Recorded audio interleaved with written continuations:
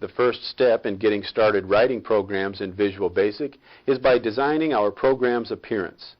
This is done by changing the form's properties and adding controls to the form. The form, as well as its controls, contain a number of properties that can be used to control size, placement, appearance at runtime, and many other aspects of how they work. Let's get started by changing some of the form's properties. Because the form is the only part of our program at this time, it is already selected in the Properties window. By changing the properties for the form, we can change how our application will initially appear when it is run. For example, let's double-click the Caption property and type Main Form. When we typed the new caption, the name in the title bar changed. With the Caption property, we can provide our users with a better description of the program's purpose. Another useful property of the form is its border style property, located directly above the Caption property. By changing the border style, we can limit the abilities of the form when it is displayed. We click the border style property, and in the property value pane, we click the down arrow and see we have 6 different options from which we can choose. The first option, None, will give us a form that has no border at all. This would be useful if we wanted to create a splash screen like the one we see when Visual Basic starts. The border style we are currently using is Sizable. The option will place the minimize and maximize buttons in the corner with the close button. Another useful option is the number 3 option of Fixed Dialog. This will create for us a form that cannot be resized, like a dialog box or a message box. Press the Escape key to close the menu without making a selection to leave the border style set to Sizable. The final form property we want to learn about is the Window State property. We scroll to the bottom of the property list to locate the Window State property. This property will allow us to decide how the form will initially appear on the screen. The setting we are currently using is the normal setting. Using this setting will display the form in the same size in which it was created. We click the drop-down arrow in the property value pane and see the other 2 choices for this property, minimized and maximized. Both of these options will cause the window to appear as if the user had pressed their respective buttons on the title bar. If we select minimized, the form will not appear on the screen, only in the taskbar. If we select maximized, the form will fill the screen. Depending on the type of program we are developing, these different options can be very useful. Press the Escape key to close the menu without making a selection. Now that we know a few things about the form's properties, let's take a look at some of the controls that can be placed on our form and learn about a few of their properties. We'll start by selecting one of the most used controls from the Visual Basic toolbox, the Command button. As we study the Visual Basic toolbox, we recognize many of the controls shown here as pieces of other Windows programs. One of the most common Windows elements is the Command button. We click the Command button in the toolbox, move the cursor onto our form, then click and drag to add a button to our program. We can control the size of any control as we drag it to insert it onto our form. If we pause for a moment without releasing the mouse button, we are presented with a readout of the current dimensions of our Command button. If we continue to resize the control, the readout remains displayed and changes to reflect the new dimensions. We also notice that the cursor's movement is snapped to each grid position as we move. This is a result of the Align Controls to Grid checkbox we examined earlier in the options. We'll set a second point to place the control and click in the blank area to deselect our button. Since this button is larger than we would want most buttons to be, we click on it and notice its selection handles appear around the edges. Any control can be resized by using these handles. One quick way to add items to our form in their default size is to double-click their icon in the toolbox. To see this, we double-click the Command button icon, and a new button appears at the center of our form at the standard button size.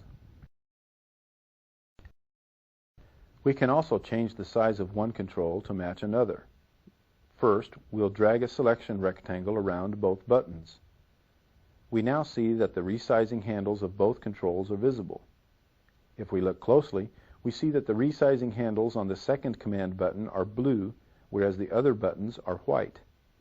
The blue handles inform Visual Basic that this control is to be used as the standard size and all other controls are to be resized to match its dimensions. Click the Command 1 button and its sizing handles become blue and Command 2's handles become white. Simply clicking on the other button in the group changed which control is used as the standard size.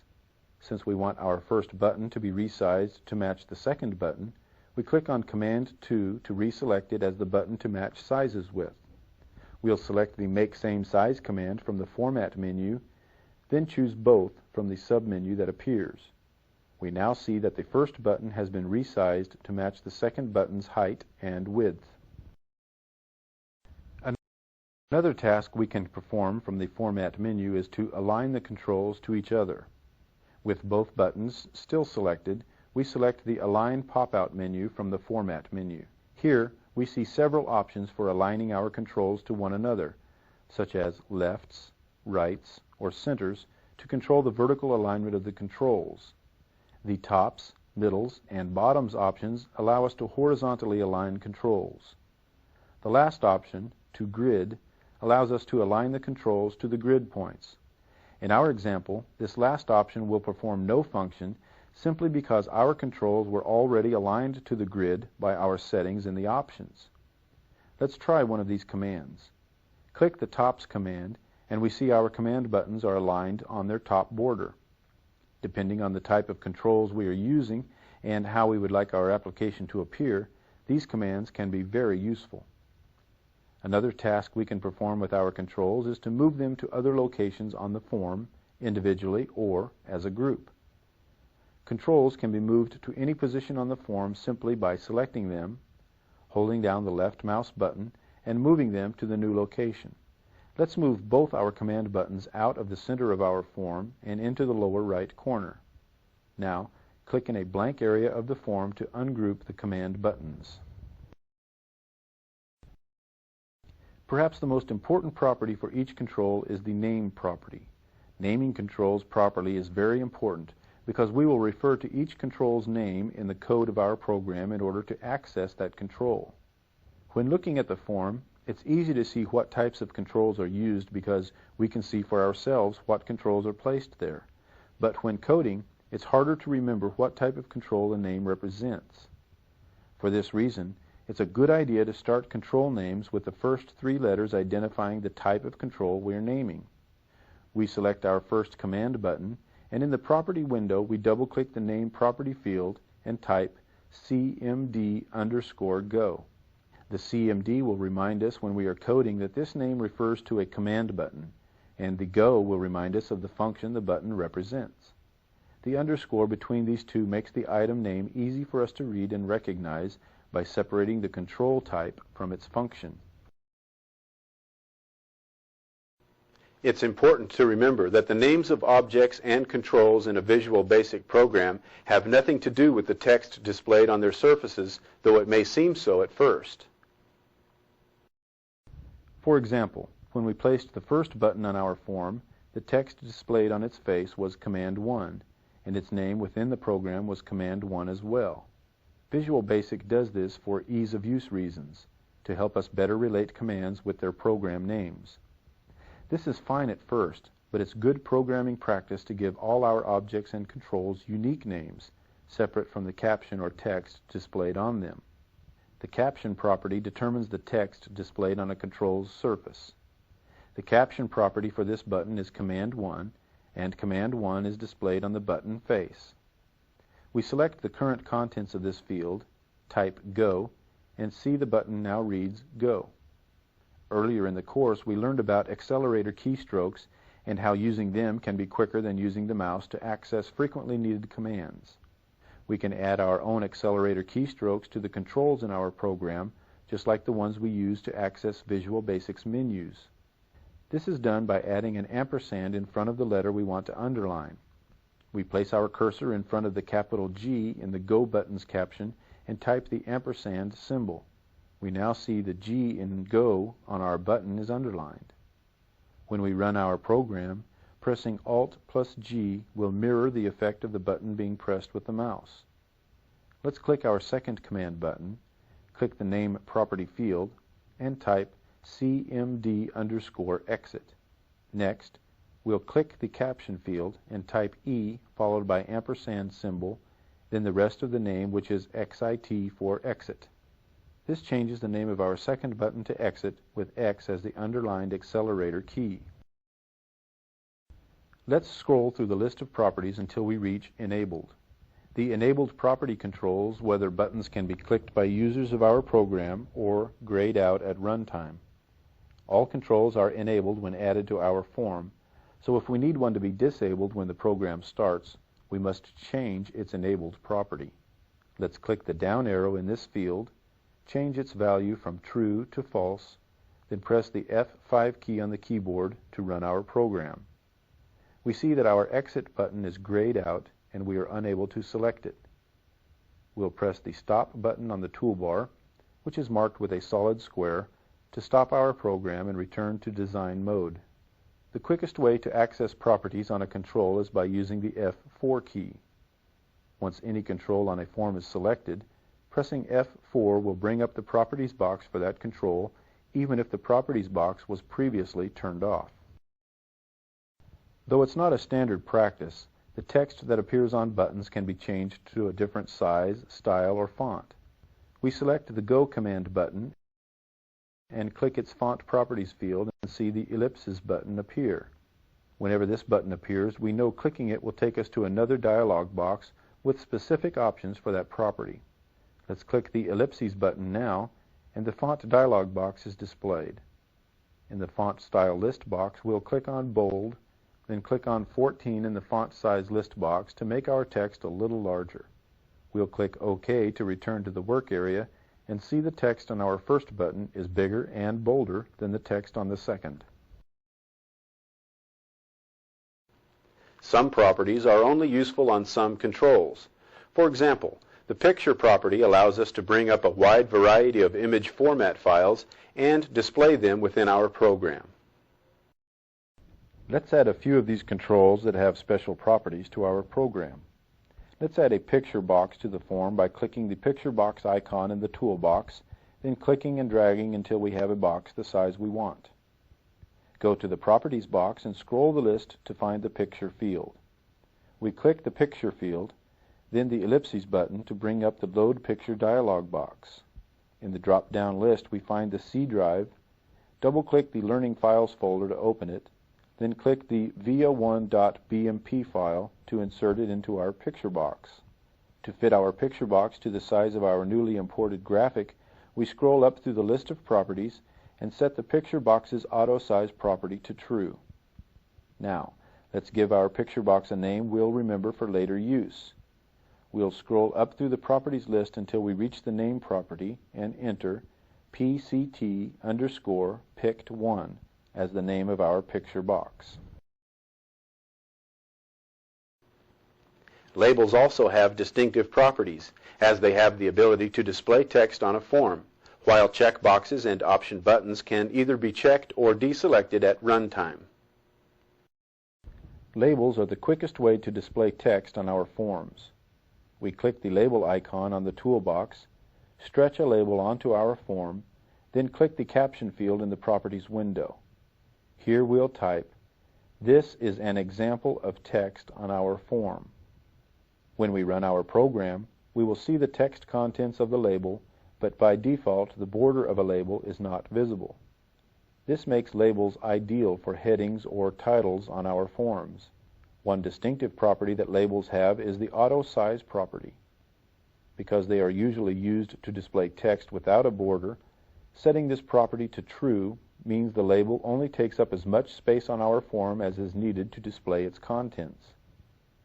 We set this value to true now and see the label's size shrink to the size of the text we entered. By design, users cannot edit the text displayed in a label. To give our label a name we will remember for later use, we'll double-click the name property and enter LBL_name1 as the name of our label. While labels are used to display text to users of our program, text boxes are used to get text entry from users. We'll click the text box icon on the toolbox and drag a text box onto the bottom of our form, then double-click the text property field. Here we type your name here. Of course, to keep users from typing in this field, we can always set its enabled property to false, but this would limit the abilities of the text box. Like our picture box and label, our text box needs a distinctive name. It's a good idea to get into the habit of renaming each control as we add them to our form. The default names Visual Basic gives our controls reflects the order in which they were placed on the form. By giving them names to match their purpose, we will find it easier to remember for what they are used. To give our text box a name we will remember, we scroll up through the properties list until we reach the name property and enter txt_entry1 as the name of our text box. So far, the controls we have placed on our form have been for user input and choices, but some controls allow for different conditions within the program. Both checkboxes and option buttons can be examined by a program to determine their current conditions. Depending on their condition, we can have our program perform certain tasks. Let's learn more about these powerful controls. Checkboxes are a familiar sight in Windows programs that the condition of can either be checked, unchecked, or grayed. The condition of the box can then be used to determine how the program will react at runtime. Let's click the checkbox icon from the toolbox and add a checkbox at the lower left corner of our form. Next, we'll double-click the caption field of this checkbox and change its value to Picture. Now, we'll scroll down through the list of properties until we find the Value field. This is where we determine how the checkbox appears at runtime, whether checked, unchecked, or grayed. We'll click in the field, then use the down arrow to change its value from unchecked to checked. Notice the checkbox on our form updates to reflect this new condition. We scroll to the top of the properties list and see Check 1 is listed as the name of our checkbox. Since we will only be using one checkbox on our form, this name should be fine for our use. Frames are used to group controls, allowing them to work together as if they were a subform within the main form. Within our program, we can refer to the group of controls within the frame as a single entity without having to reference the individual parts within the group. We'll click the frame icon on the toolbox and drag a frame onto our form. Frames can have visible or invisible borders by toggling their border style property from fixed to none. Since most frames are used to group controls, it's usually a good idea to leave the border visible so users can see the organization of controls for themselves. Like our checkbox, we will only use one frame, so its default name of Frame 1 is fine. Option buttons are similar to checkboxes. They can be checked or unchecked, meaning their value is either true or false. However, option buttons limit the user's choices by allowing only one option button to be selected at a time. This is called a mutually exclusive choice, meaning that choosing one option button deselects all others. We'll click the option button icon on the toolbox and add 3 option buttons to our frame. Option buttons can also be called radio buttons. Scroll bars, sometimes called sliders, help us move from one end of an area to another. They are also ideal for moving in situations where specifying numbers would be inappropriate for the user. Some concepts, like light and dark, are not expressed well with numbers, and scroll bars can be used to get input from a user on a visual level. Let's click the vertical scroll bar icon on the toolbox and drag a scroll bar onto our form. A property common to most controls is the tooltip text property. To see this property work, we click the Go button and scroll down through the properties list to tooltip text. Here we type, "This button does absolutely nothing." Next, we press the F5 key on the keyboard to run our program and move the mouse over our Go button. We see a tooltip with our text appears. Any visible control can have its own distinctive tooltip to help users know what the control does without having to select the control. We click the Stop button on the toolbar and are returned to the work area. Let's save our work from this chapter. We click File from the menu, choose the Save Project As command, and a Save File As dialog box appears. Because we haven't previously saved the project or form, we must provide names for each of these files. So first, we enter the form name Chapter 2, press Enter, and our form is changed. Then the next dialog box appears. Here we enter the name of our project. Again, we choose Chapter 2, press Enter, and our project is saved. Let's review what we covered in this chapter. We started by adding command buttons to our form and changed their size and placement. Next, we used the name, caption, and enabled property on our command buttons. We then changed the font size on our command button and added a label, text box, checkbox, frame, scroll bar, and option buttons to our form. Finally, we added a tooltip to our main command button, ran the program, and saved our changes.